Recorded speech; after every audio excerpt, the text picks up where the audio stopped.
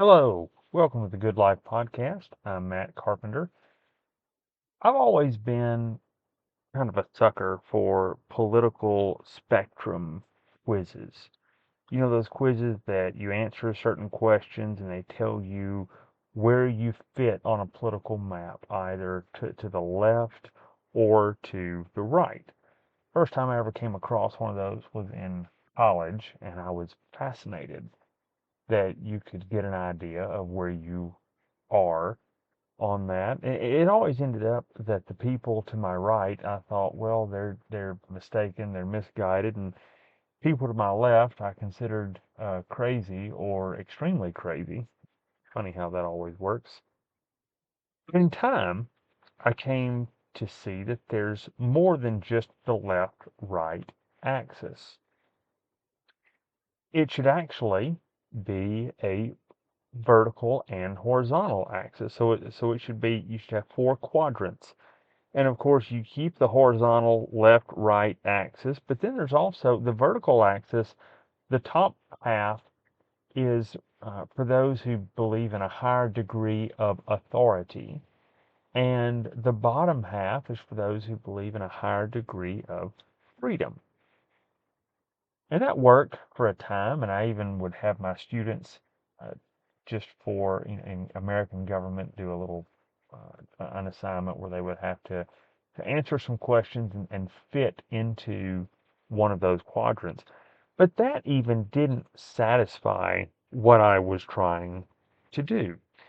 Frankly, I didn't know what I was trying to do, but I knew it was interesting, and it helped people understand where they are. And that's an important point. These quizzes, just like personality tests, which also are interesting, they're not foolproof. They make problems if you rely on them too much, but they do help you understand something about yourself. You understand what your important priorities are, what you think should be dealt with or not dealt with. A couple of years ago, I was referred to an article by a guy named Noah Millman at a now defunct blog called, I think it was the League of Ordinary Gentlemen or something like that. Again, it's no longer around. I had to use the Wayback Machine to find it, but I was referred to that by another historian named Tanner Greer, who has a really good website called the Scholar Stage. So anyway, so Greer was writing about Millman's article, and Millman introduced three different areas where we can consider and determine what our political beliefs are. So instead of just the left versus right and authority versus freedom, he introduces liberal conservative differentiation, where a liberal, and I'm quoting Greer now, a liberal outlook trusts individuals and questions authority. A conservative outlook distrusts individuals and defers to authority. Then there is also the left-right the left-right division. So a right-wing perspective is animated by an affinity for the winners of society and their interests, while a left-wing perspective is animated by an affinity for the losers and their interests. So by losers, in Christianese, we would say those who are the marginalized, those who are the weak, those who don't have a strong voice in society. So, do you care more about making sure that those who have the capacity to be successful, had the freedom to be successful, that they're encouraged, or do you care more about making sure that those who might be left behind are taken care of? That's the second, the left right. But then the third, which was new for me, but it appealed to me as someone who studies history, and that is the progressive versus reactionary. So this revolves around attitudes towards history. Again, quoting Greer, the progressive is future oriented. things will or could be better in the future than they are now. But more than this, history has a direction that can be discerned and that one must be cognizant of in constructing one's politics. This is called by the historian Herbert Butterfield the Whig view of history. He has a book on a book about that, which describes this view of history that appreciates progress. I mean, he doesn't actually. He's identifying this as the view of history that appreciates progress and sees that we are moving in a good direction. But the reactionary, on the other hand, is past oriented. So the reactionary sees or is better able to see the good of the past and has doubts about either where things are or where they are headed. Now, I had not heard this included in the view of one's politics, but I would say it plays a very important role. So it intrigued me that one could put all of these together. And it also helped me understand for myself why I'm drawn to people who are skeptical of where certain trends in society are going. I am drawn to reading those who have a reactionary view, or those who are, and I want to clarify this, those who are skeptical about what the projects we're embarking on as society right now, and who see a lot of wisdom. They don't necessarily want us to go back and live like we did in the past. That's a mistaken view of many who are reactionary, many who doubt the progress oriented ideas, but they want us to be very slow in how we move and to take into account the good that we've learned in the past. So this served me well because there's a lot more color in this perspective than there was in that previous perspective. Just the four quadrants, which many are accustomed to. Well, the other day I came across another interesting taxonomy, and at this point, some of you are saying, "How much further are you going to go with this?" But that's all right. It's helpful. It's by a guy whose pen name is N.S. Lyons. He has a Substack called The Upheaval, which is excellent if you want to understand uh, the larger story of American politics and world politics. Lyons is a, an expert on China and what they are doing. He's been writing about this for a while. So anyway, but he produced something similar to what Noah Millman mentioned, but it adds yet another element to thinking about where we fall in our political views. So Lyons says that there's the progressive versus conservative. Now, that would map onto Millman's progressive versus reactionary. It all has to do with your philosophy of history. So that's the same.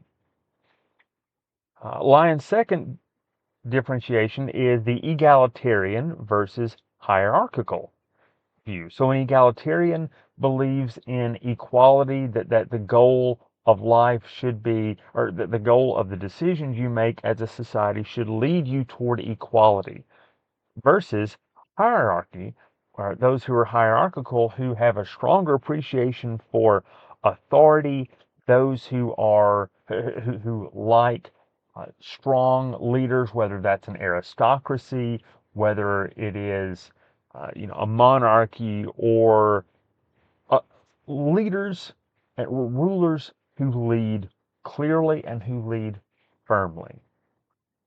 Every society, and here I'm giving away some of my own views, but every society has an elite. Egalitarian societies have an elite. They just lie. about how the elite become who they are. Elite are inescapable. Someone will lead.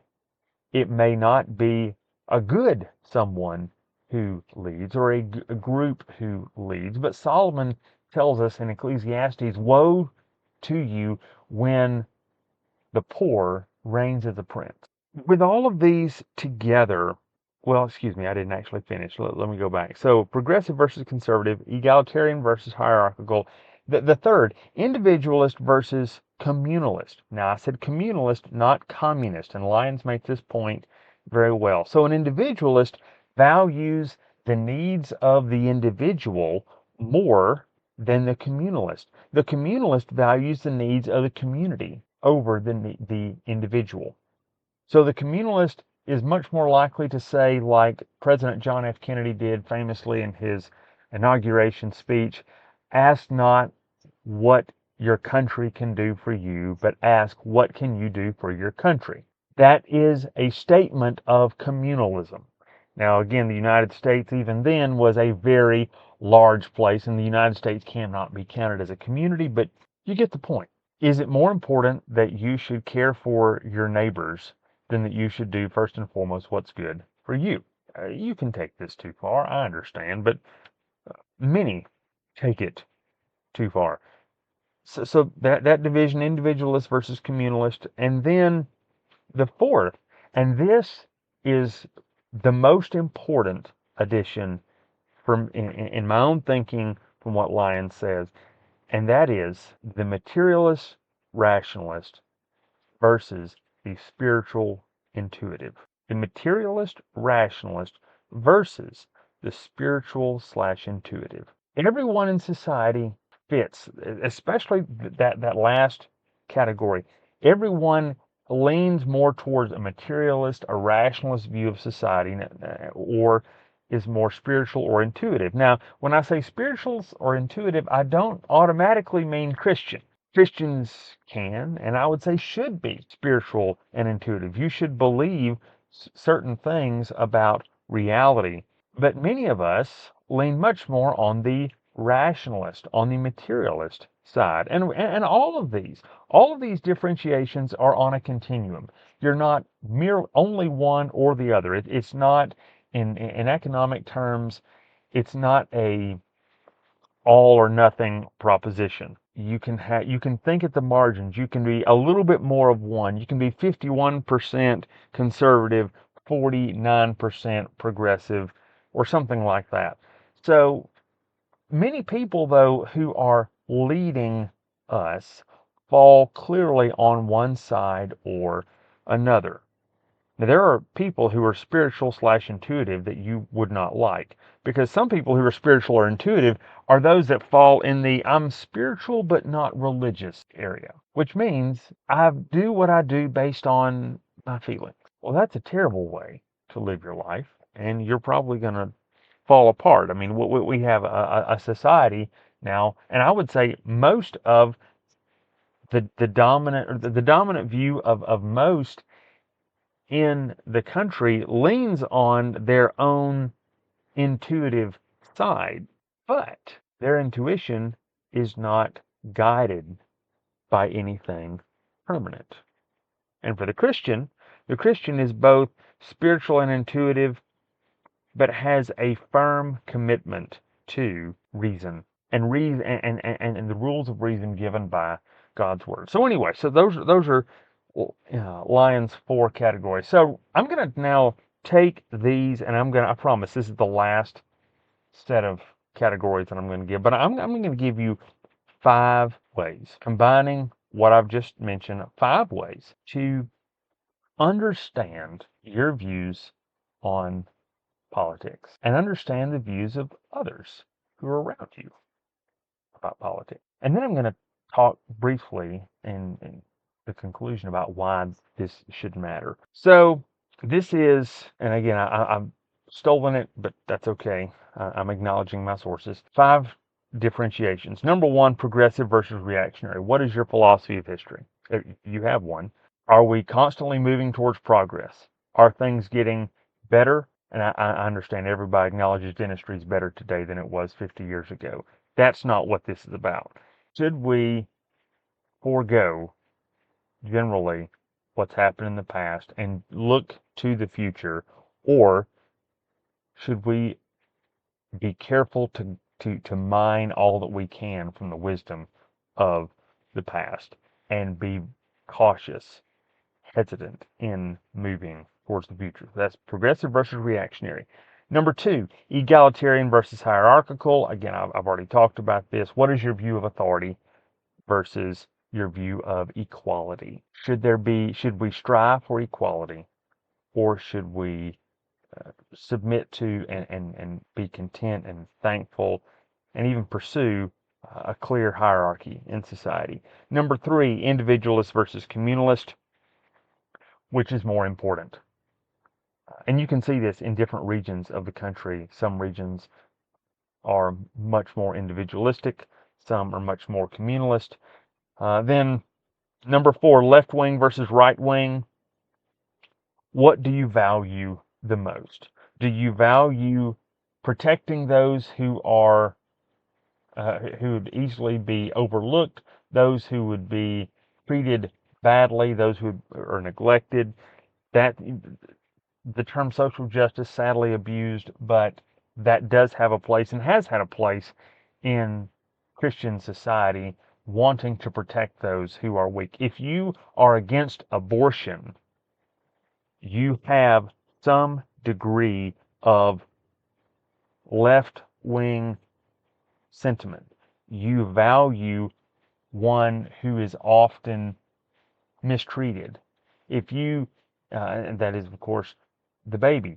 If you are against euthanasia, which countries across the Western world are barreling towards euthanasia for any and all reasons, if you are against euthanasia, you have a degree of left wing sentiments, at least on social issues. So that's I'm saying that just because most people, when you hear right wing, we think, oh, absolutely, I am totally on, but we don't have a real understanding of what that means. It actually comes from the French Revolution, the left wing and right wing differentiation, and you can anyway. Long story there. You can look that up. And then finally, the materialist, rationalist versus spiritually intuitive view. Now this gets down this question, this last one, is what do you believe about reality, about what's real? Is it just what we can see? Is it our God? Does he care?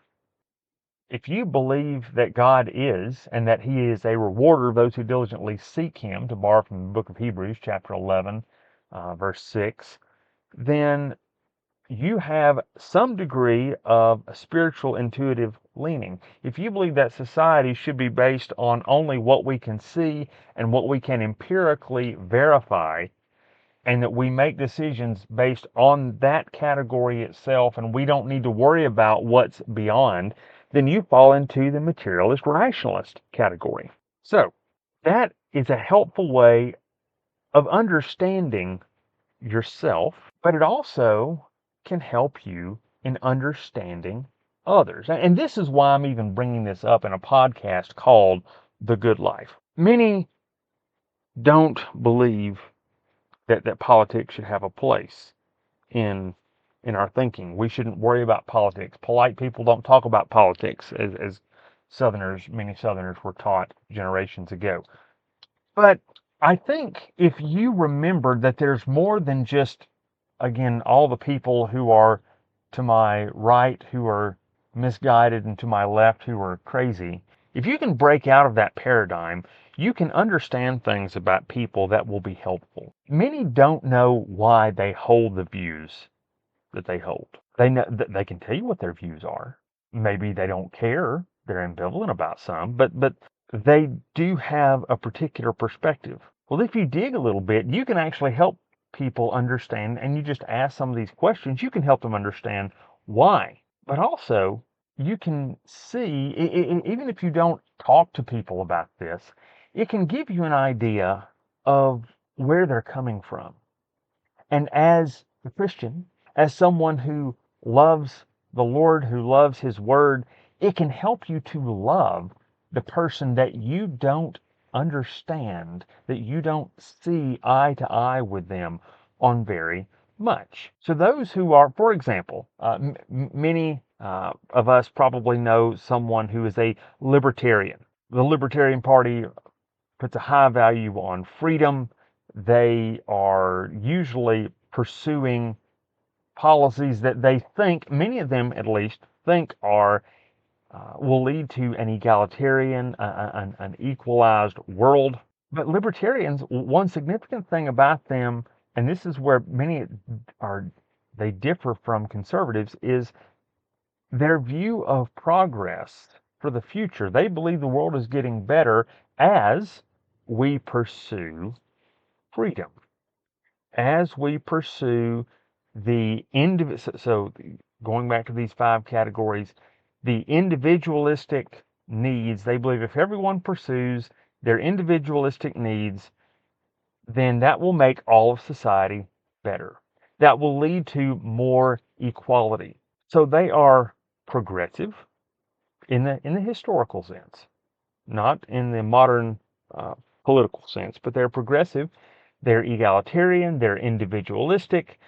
They are certainly more right wing in that they want the ability for those who have the capacity to be successful. And then the materialist rationalist versus spiritual intuitive, they can depends on, again, what their religious beliefs are and the like. But many libertarians, the most famous libertarians in our, say, last 100 years, they are materialist rationalists. I'm thinking of someone like Ludwig von Mises, Friedrich Hayek, well known for their works in libertarian circles, Murray Rothbard, and then even someone like Ayn Rand, who wrote Atlas Shrugged, and others. Now she is interesting because as a libertarian, she was hierarchical. She believed in an aristocracy, although she did not call it that. But regardless, now, but the people who are to the left of us, those that in for many Christians that we look down on as being, quote, woke, well, they are progressive. Well, that's understandable, but they have a progressive view of history.